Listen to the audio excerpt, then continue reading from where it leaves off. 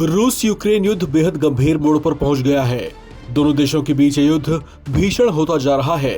अब इस युद्ध में एक और नया मोड़ आ गया है। रूसी नौसेना के deputy commander in chief major general Mikhail Gudkov की मौत एक यूक्रेनी मिसाइल हमले में हो गई है। यह हमला रूस के कुछ क्षेत्र के कोरेनेवो इलाके में हुआ, जो यूक्रेन की सीमा के पास स्थित है। इस हमले में गुडकोव के साथ 10 अन्य रूसी सैनिक भी मारे गए। खबर की पुष्टि यूक्रेन से जुड़े एक सैन्य टेलीग्राफ चैनल के जरिए हुई है। हालांकि रूसी रक्षा मंत्रालय और यूक्रेन सरकार ने अभी तक इस पर कोई आधिकारिक बयान जारी नहीं किया है। मिखाइल गुडकोव रूस की नौसेना के उप प्रमुख थे और उन्हें इस वर्ष मार्च 2025 में राष्ट्रपति व्लादिमीर पुतिन ने नियुक्त किया था। इससे पहले गुडकोव प्रशांत बेड़े की एक मरीन ब्रिगेड के कमांडर रह चुके थे। रूसी नौसेना के उप प्रमुख रहे मिखाइल गुडकोव रूस यूक्रेन युद्ध की कमान संभालने वाले कुछ बड़े प्राइम फेसेस में से एक थे। युद्ध के दौरान वे कुर्स्क में रूसी कमांड ऑपरेशन की निगरानी कर रहे थे। तभी वे यूक्रेन की ओर से दागी गई मिसाइल की चपेट में आ गए और उनकी मौत हो गई।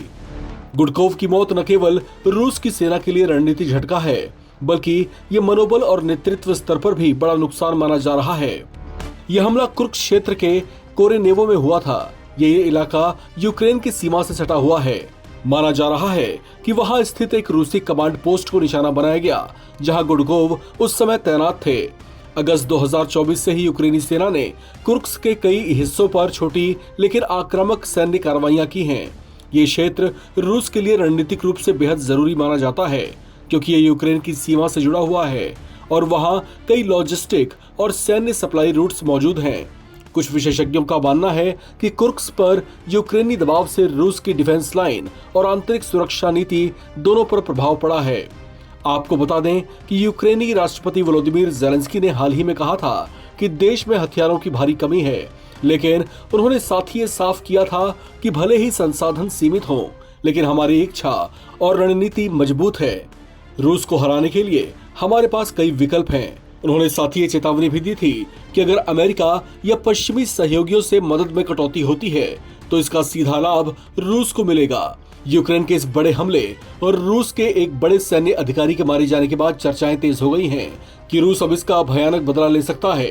अब तक रूस की तरफ से आधिकारिक बयान नहीं आया, लेकिन जानकारों का मानना है कि यूक्रेन की सीमा पर सेना की संख्या और हमलों की इंटेंसिटी बढ़ाई जा सकती है। गुडकोव की मौत रूस के लिए केवल एक सैन्य नुकसान नहीं, बल्कि एक रेपुटेशनल शॉक भी है, जिसका बदला लेकर रूस ये साबित करना चाहेगा कि उस पर टारगेट अटैक्स का अंजाम कितना घातक हो सकता है।